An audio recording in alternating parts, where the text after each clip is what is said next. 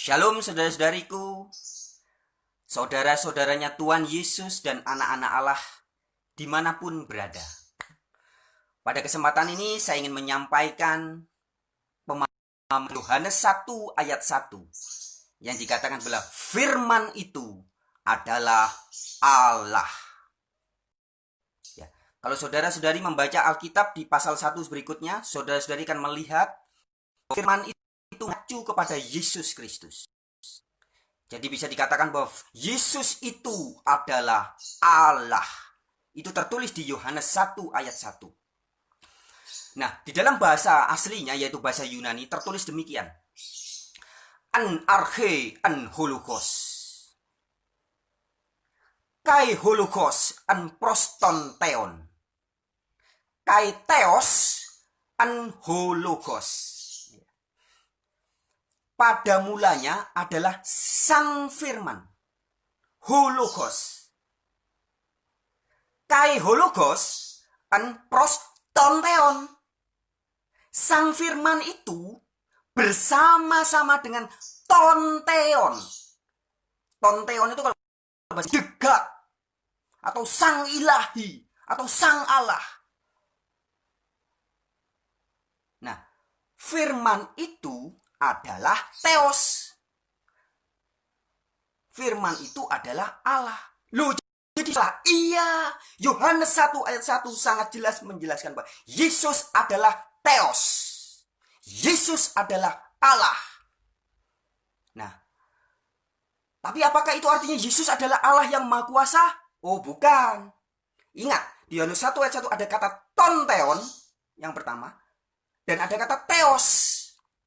Sang Firman, Hologos itu bersama-sama dengan Tonteon, bersama-sama dengan Degak, Sang Allah. Dan si Firman itu, Hologos itu adalah Theos. Jadi ada Theos, ada Tonteon. Ini beda, saudaraku. Lalu apa makna Yesus sebagai Theos, sebagai Allah? Injil Yohanes harus dijelaskan juga dengan Injil Yohanes. Di dalam Yohanes 10 ayat 34 sampai 35, Yesus jelas mengatakan, para pembawa firman, kepada siapa firman Allah disampaikan, boleh disebut Allah. Jadi kepada siapa firman itu disampaikan, atau orang-orang yang penyampai firman, boleh disebut sebagai Theos. Iya, buka Keluaran 7 ayat 1. Keluaran 7 ayat 1 itu mengisahkan tentang Musa. Musa diutus oleh Yahweh. Dan di situ dikatakan, Musa dikatakan dijadikan Allah bagi Fir'aun.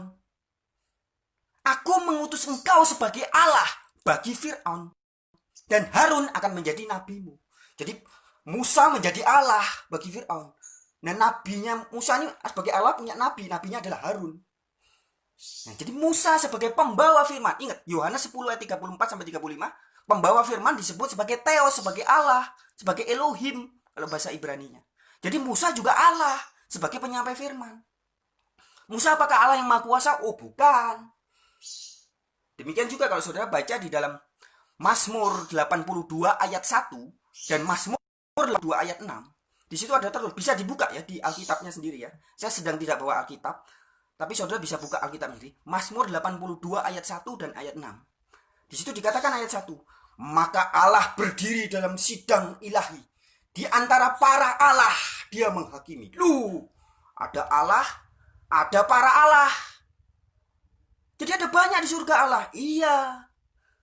Di surga itu ada Allah yang Maha Kuasa dan ada para Allah.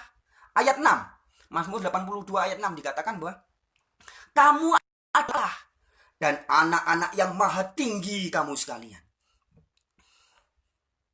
Nah, jadi makhluk-makhluk surgawi disebut sebagai para Allah, ada banyak Allahnya.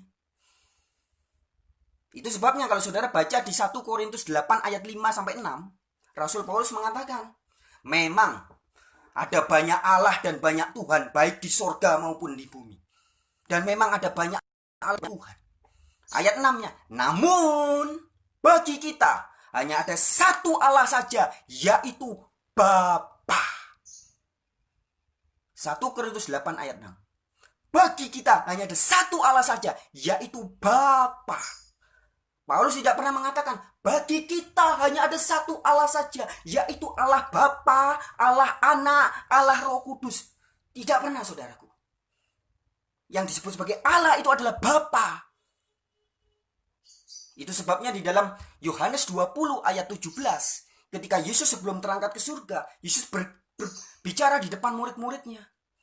Aku akan pergi kepada Bapakku dan Bapamu, kepada Allahku dan Allahmu. Siapakah Allahnya Yesus? Itulah yang di dalam Yohanes 17 ayat 3 Yesus mengatakan, kunci hidup kekal. Inilah hidup yang kekal itu, yaitu bahwa mereka mengenal Engkau satu-satunya Allah yang benar. The only true God.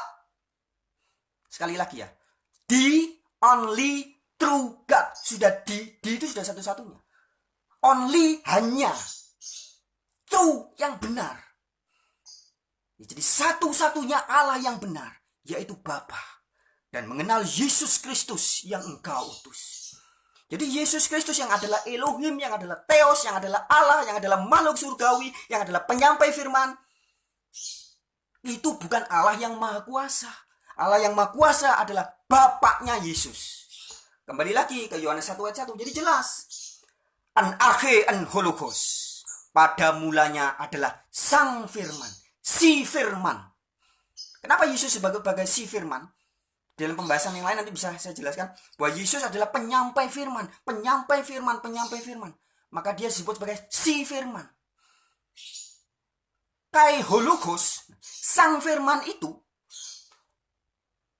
proston leon, bersama-sama dengan Sang Allah, Sang Maha Kuasa. Kai theos, hologos, Allah lah, atau Firman itu adalah Theos, Allah. Jadi hati-hati saudaraku. Di dalam Yohanes 1 ayat 1 itu ada dua Allah. Ada Tonteon, the God, dan ada Theos.